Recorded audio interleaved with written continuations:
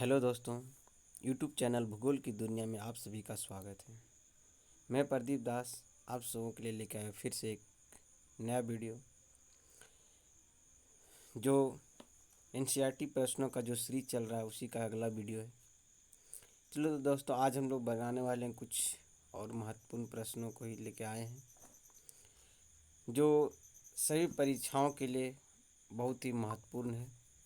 सभी परीक्षाओं को ध्यान में रखते हुए प्रश्न को बनाया गया है, क्योंकि दोस्तों एनसीईआरटी बुक से अक्सर प्रश्न जो है एनसीईआरटी बुक से ही आते हैं और सभी परीक्षाओं में एनसीईआरटी बुक की जो मान्यता है वो सबसे अधिक है।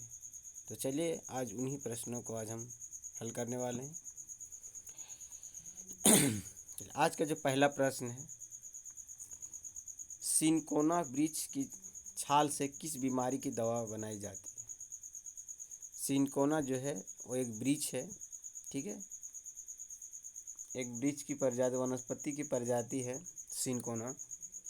इसकी छाल से किस बीमारी के लिए दवा बनाई जाती है। ऑप्शन नंबर ए में है मलेरिया, टीबी, कैंसर या फलेरिया। चलो इसका जो सटीक आंसर है वो होगा ऑप्शन नंबर ए, मलेरिया के लिए। ठीक है, मलेरिया बीमारी के लिए सिनकोना वृक्ष की छाल से इसकी दवा बनाई जाती है। यह जो वृक्ष है यह सदाबहार वन की एक प्रजाति है। ठीक है, विषुवत रेखानी उष्णकटिबंधीय प्रदेशों में जहाँ अत्यधिक उच्च तापमान और उच्च वर्षा जो अधिक होती है, ठीक है, सबसे अधिक तापमान और वर्षा भी सबसे अधिक होती है, ठीक है, प्रतिदिन, तो वहीं की एक प्रजाति सिनकोना, ठीक है, क्या है यह सिनकोना जो उष्णकटिबंधीय यानी सदाबहार वन की प्रजाति है और यह मलेरिया के लिए उपयुक्त है। चलिए अगला प्रश्न है, गेहूं की कटोरी किसे कहते हैं। गेहूं की कटोरी किसे कहते हैं। डाउन्स, प्रेरी, स्टेपी वेल्ड, ये सभी घास के मैदान है। ठीक है, ये सभी क्या है, घास के मैदान है। तीन में से गेहूं यानी गेहूं का उपज सबसे अधिक कहाँ होता है। ठीक है, उसी को तो कटोरा कहा जा सकता है। चलिए इसका आंसर होगा option number B, prairie. Prairie घास के मैदान को गेहूं के कटोरी के नाम से हम जानते हैं। ठीक है, यह उत्तरी अमेरिका में है। ठीक है, बहुत ही उपजाऊ मैदान है। यहाँ अंगोरा नामक बकरी पाई जाती है जो यून के लिए बहुत ही प्रसिद्ध है, फेमस है। ठीक है, इसका आंसर होगा प्रेरी। चिनूक हवाएं, स्थानीय चिनूक, ठीक है, चिनूक जो हवा है यहीं पे चलती है।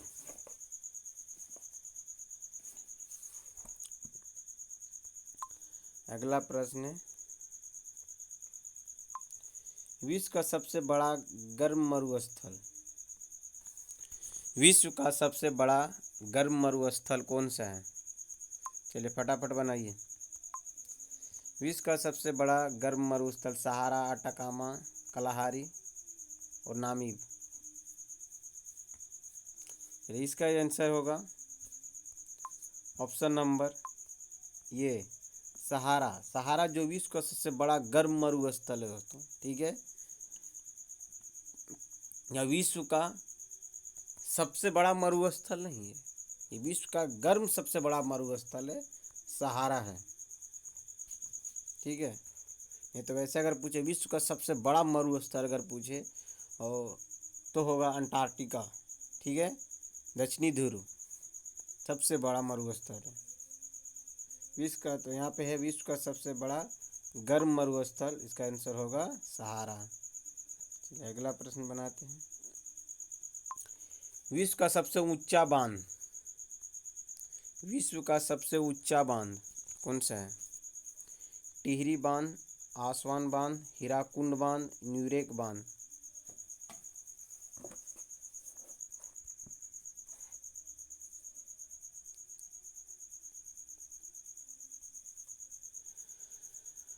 इसका आंसर होगा ऑप्शन नंबर डी, ठीक है, ऑप्शन नंबर डी होगा न्यूरेक बांध, वक्स नदी पे है। ठीक है, कहाँ पे? वक्स नदी पे। यह विश्व का सबसे ऊंचा बांध है। ठीक है, आसमान जो है यह अफ्रीका की सबसे ऊंची बांध है। हीराकुंड तो विश्व का सबसे लंबा बांध है और टिहरी भारत की सबसे ऊंची बांध है। चलिए अगला प्रश्न बनाते हैं। विश्व की सबसे बड़ी भेड़। ये दोस्तों, ये सब जो प्रश्न है वो एनसीईआरटी बुक से ही लिया गया है और इन सभी प्रश्नों को अक्सर एग्जाम में पूछ दिए जाते हैं, जो आपको अच्छे बुक में नहीं मिलेगा, जिसके कारण यह प्रश्न हमें टफ लगता है। और यह प्रश्न जो है 7th के एनसीईआरटी बुक से लिया गया है। विश्व की सबसे बड़ी भेड़ नयान, मेरिनो जो है, अंगोरा और यूरियल। चलिए इसका सही आंसर होगा ऑप्शन नंबर ए, नयान जो है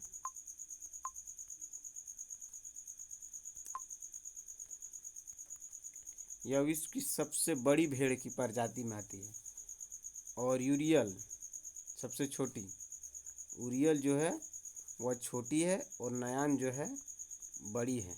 ठीक है, यह तिब्बतीय क्षेत्र में यह इन भेड़ों की प्रजातियां हमें देखने को मिलती है। ठीक है, अगला प्रश्न है, पृथ्वी का आकार कैसा है? पृथ्वी का आकार कैसा है? गोलाकार है, संतरे की तरह है, भूयाब है या चपटी है? तो इसका आंसर होगा ऑप्शन नंबर सी, भूयाब। भूआब का मतलब पृथ्वी के जैसा ही आकार। ठीक है, क्योंकि पृथ्वी जो है वो गोल नहीं है, ध्रुवों पर थोड़ी चपटी है। ठीक है, इसी कारण से भूआब कहते हैं। ठीक है, तो पृथ्वी का आकार कैसा है? भूआब है। ठीक है, बहुत जगह प्रश्न पूछा जा चुका है। भारतीय मानक, ठीक है, जिसे हम योत्तर रेखा भी कहते हैं, भारत मानक का मान कितना है? भारतीय मानक एवं योत्तर रेखा की जो है मान कितना है? ठीक है, किस देशांतर रेखा को भारत का जो है समय रेखा घोषित किया गया है? ठीक है, चलिए ऑप्शन नंबर ए में है 82 डिग्री 30 मिनट ईस्ट यानी पूरब, 82 डिग्री 30 मिनट वेस्ट पश्चिम, 67 डिग्री ईस्ट और 97 डिग्री ईस्ट।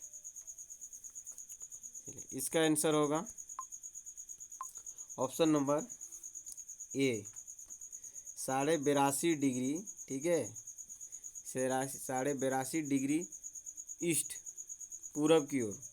ठीक है, ऐसे भी रह सकता है, 82.5 डिग्री ईस्ट पूरब की ओर जो है भारतीय मानक एवं रेखा। ठीक है, क्योंकि भारत की जो स्थिति है, ठीक है, भारत जो हमारा स्थित है वो उत्तर पूर्वी गोलार्ध में। ठीक है, चलिए कुछ हम देख लेते हैं। ये अर्थ, यह है वो विषुवत रेखा 0 डिग्री। ठीक है, यह होगा 0 डिग्री देशांतर रेखा।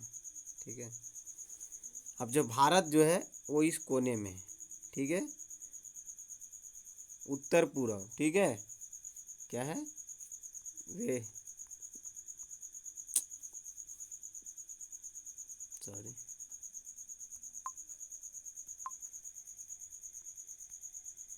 ये जो है नॉर्थ ईस्ट होगा, उत्तरी पूर्वी भाग में है भारत है। तो यह हमेशा क्या होगा, उत्तर तो नहीं, देशांतर रेखा हमेशा क्या है, उत्तर से दक्षिण की ओर खींची जाती है। ठीक है, उत्तर से दक्षिण की ओर खींची जाती है, तो उत्तर से दक्षिण की ओर खींची जाएगी तो हमेशा यह क्या होगा, यह क्या रेखा दर्शाती है, हमेशा पूरब की ओर दर्शा रहा है। ठीक है, तो ये जो है ये किधर रेखा जा रही है, यहाँ पे ये पूरब होगा। इसलिए जो भारत का मानक है वो तो रेखा 82.5 डिग्री पूर्वी देशांतर। ठीक है, 82.5 डिग्री पूर्वी देशांतर को भारत का मानक एवं उत्तर रेखा माना गया है। ठीक है, यह भारत के 5 राज्यों से होकर गुजरती है। भारत के कितने 5 राज्यों से होकर गुजरती है। ठीक है, अगला प्रश्न है, कर्क और मकर रेखाओं के बीच पाए जाते हैं। बहुत ही इंपॉर्टेंट प्रश्न है। कर्क और मकर रेखाओं के बीच पाए जाते हैं शीतोष्ण कटिबंध, शीतकटिबंध, शीतोष्ण कटिबंध, उष्ण कटिबंध और उपोष्ण कटिबंध। चलिए इसको पहले हम लोग समझ लेते हैं, उसके बाद आंसर करते हैं। ठीक है,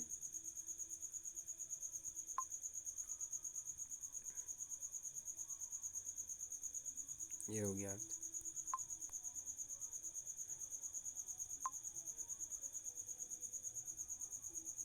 ठीक है, ये हो गया 0 डिग्री, ये हो गया कर्क रेखा 23.5 डिग्री नॉर्थ, और ये हो गया मकर रेखा 23.5 डिग्री साउथ, दक्षिण। ठीक है, अब यहाँ से यहाँ के बीच, ठीक है,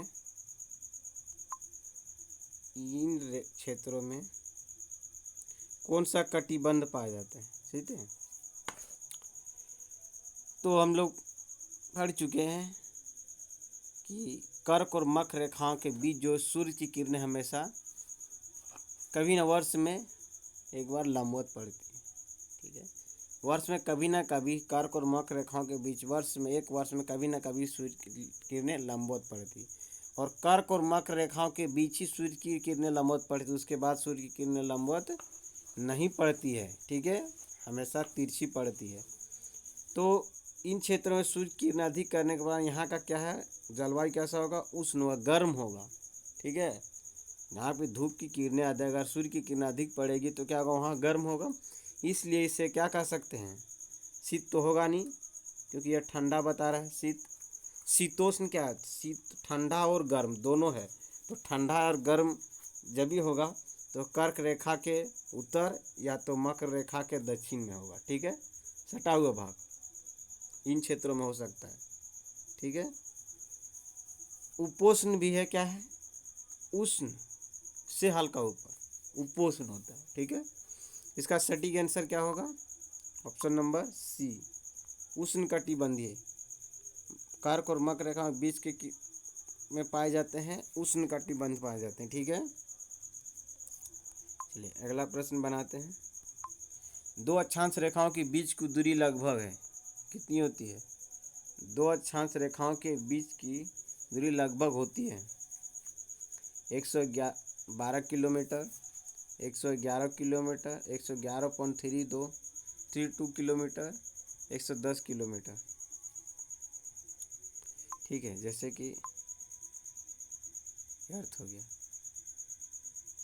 यह अक्षांश रेखा है। ठीक है, तो इन दोनों अक्षांश रेखाओं के बीच की दूरी कितनी है? और दोस्तों ये बता दें कि अक्षांश रेखाएं सभी अक्षांश एक दूसरे के समांतर होते। ठीक है, दोनों के बीच की दूरी जो है समान होती है, और अक्षांश जो वास्तव में रेखा नहीं, वास्तव में क्या है? एक वृत्त है।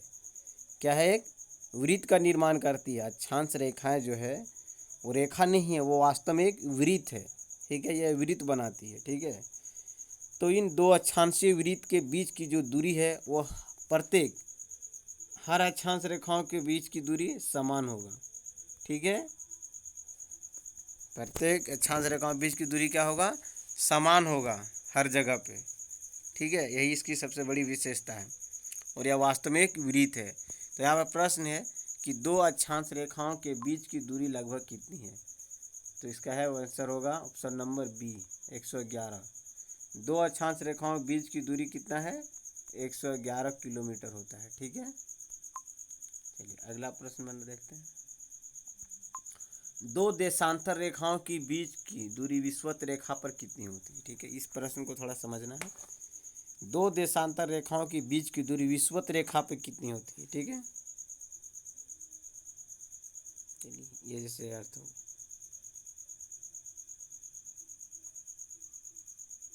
ये क्या है?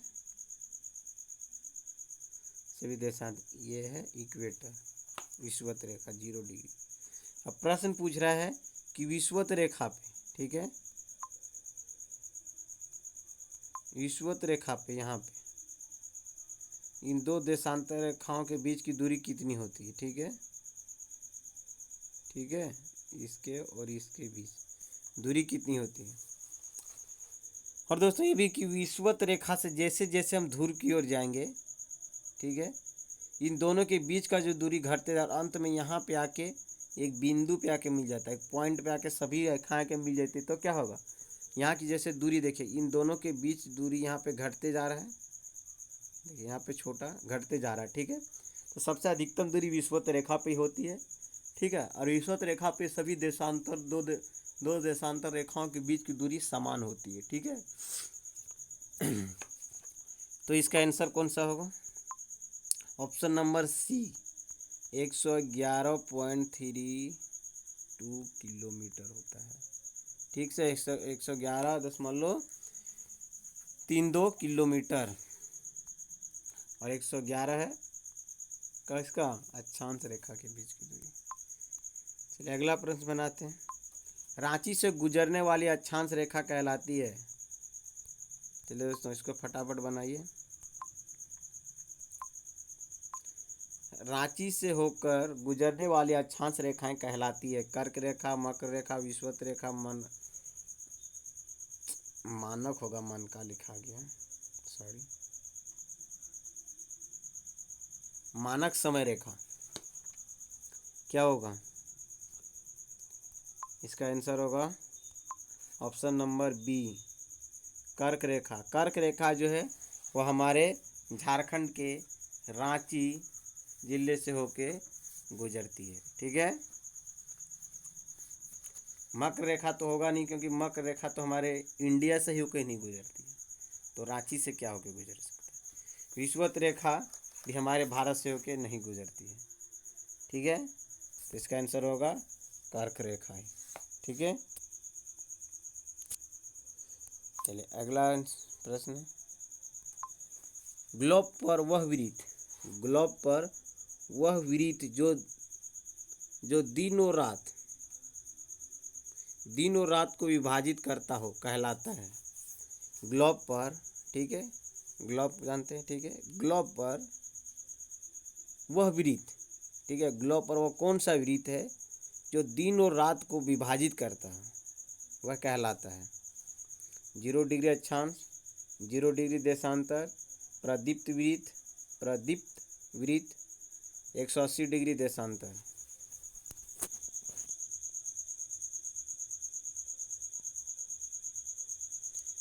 इसका आंसर होगा ऑप्शन नंबर सी, प्रदीप्त वृत्त होगा। चलिए इसको थोड़ा समझ लेते हैं। ठीक है दोस्तों, ये अर्थ हो गया। ठीक है, कि हमारी पृथ्वी जो है 23.5 डिग्री झुकी हुई है अपने कील पर। ठीक है, अब ये रोटेशन ऐसे घूम रही है, इधर से घूम रही है। अब ये इसको हम अगर 2 भाग में सीधा डिवाइड करें 0 डिग्री, ऐसे हो गया। ठीक है,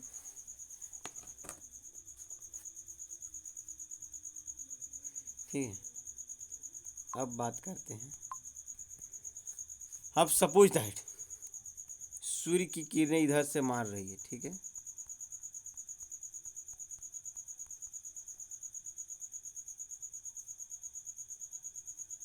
इधर से सूर्य की किरणें आ रही,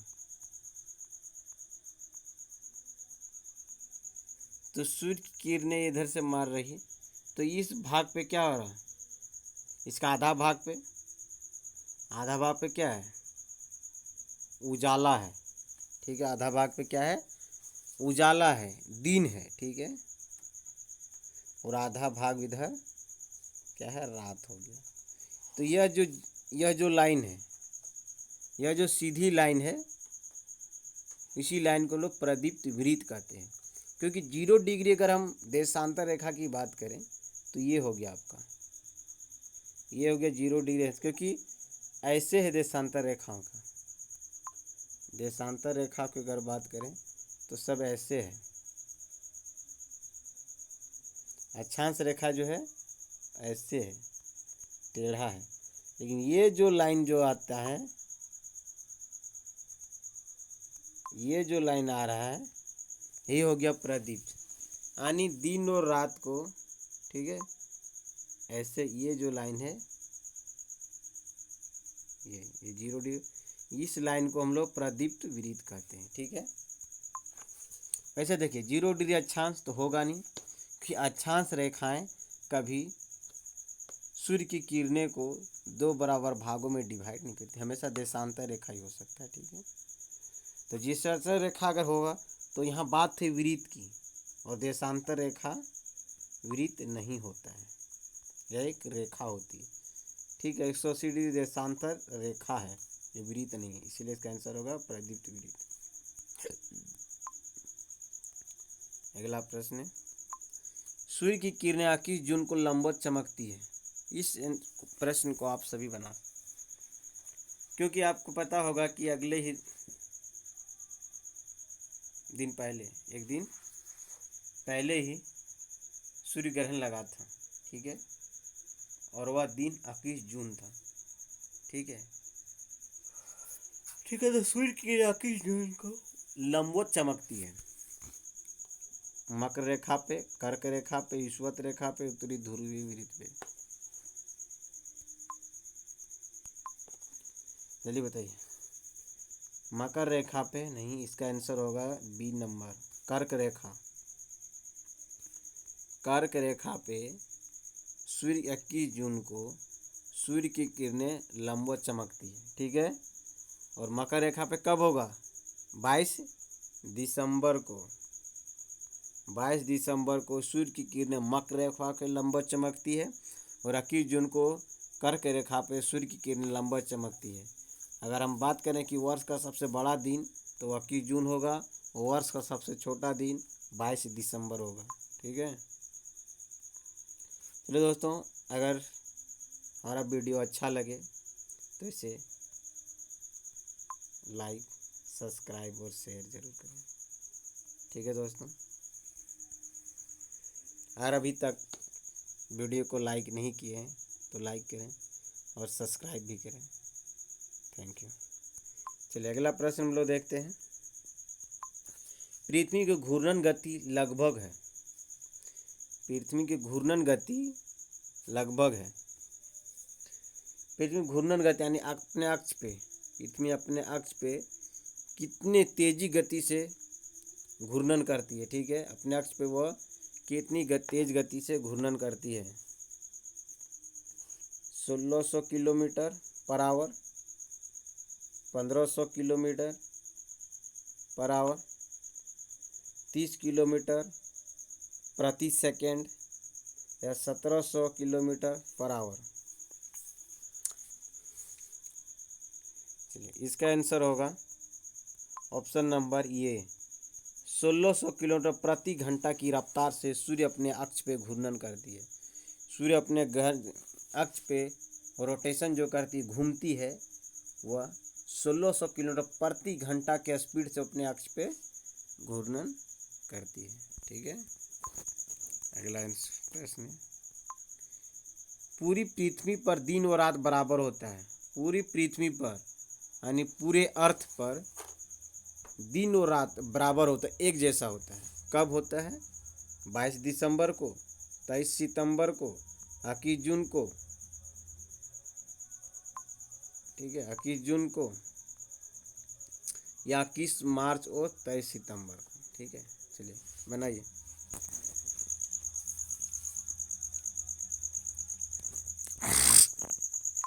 इसका आंसर होगा 21 मार्च और 23 सितंबर, क्योंकि 21 मार्च और 23 सितंबर को ही सूर्य की किरणें विषुवत रेखा पे लंबवत पड़ती है। ठीक है, विषुवत रेखा पे सूर्य की किरणें लंबवत पड़ती है, जिसके कारण उत्तरी गोलार्ध और दक्षिण गोलार्ध दोनों में जो सूर्य की किरणें का जो है रोशनी लगभग बराबर ही पड़ता है। ठीक है, इसलिए पूरे अर्थ पर दिन और रात एक जैसा समान होता है। ठीक, अगर 12 घंटा का दिन हुआ तो 12 घंटा का रात भी होगा। ठीक है, तो कब होता है? 21 मार्च और 23 सितंबर को होगा। ठीक है, अगला प्रश्न देखते हैं। किस महाद्वीप से होकर कर्क, मकर और विषुवत रेखा गुजरती है? किस महाद्वीप से होकर कर्क रेखा, मकर रेखा और विषुवत रेखा तीनों गुजरती है? दक्षिण अमेरिका, अफ्रीका, एशिया, ब्राज़ील से होकर। चलिए इसका आंसर होगा option number B, Africa. Africa एक ऐसा महाद्वीप है, ठीक है, जहाँ से कर्क रेखा, मकर रेखा और विषुवत रेखा तीनों रेखाएं गुजरती हैं।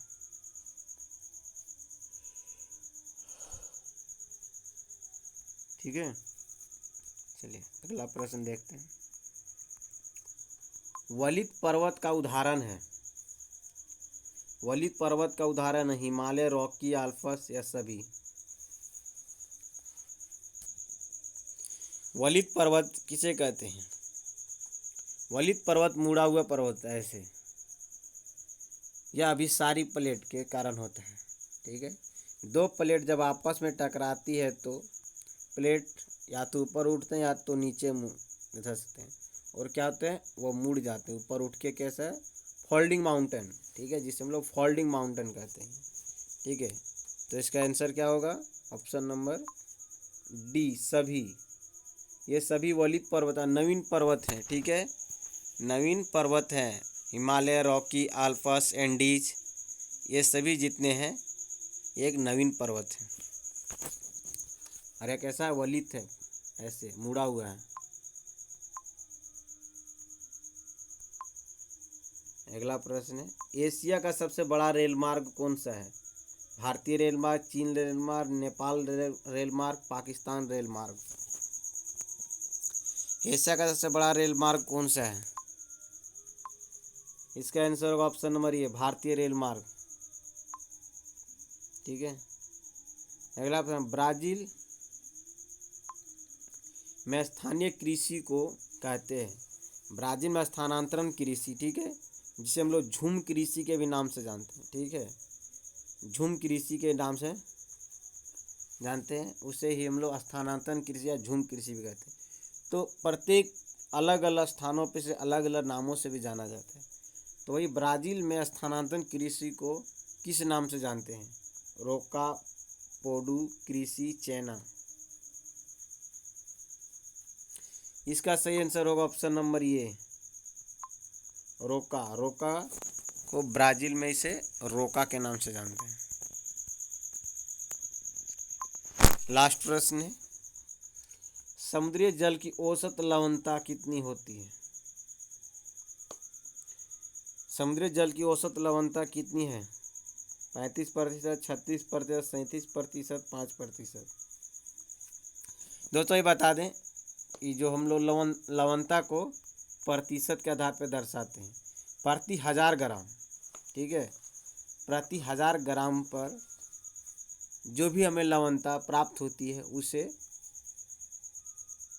लवणता की मात्रा कहते हैं। ठीक है, प्रति 1000 ग्राम जल में उपस्थित लवण की मात्रा को ही हम लोग लेते हैं। ठीक है, प्रति 1000 ग्राम पे, चलो प्रतिशत के आधार पे इसे दिखाया जाता है। ठीक है, तो इसका आंसर होगा ऑप्शन नंबर ये, 35% प्रति 1000। यानी अगर 100% जल को लिए तो उसमें 35% नमक होता है। ठीक है,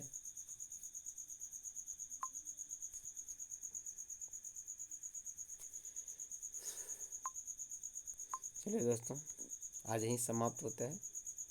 धन्यवाद। और फिर से कहना चाहूँगा, अगर ये वीडियो अच्छा लगे तो लाइक, सब्सक्राइब और शेयर ज़रूर करें। धन्यवाद। फिर मिलेंगे अगले वीडियो में।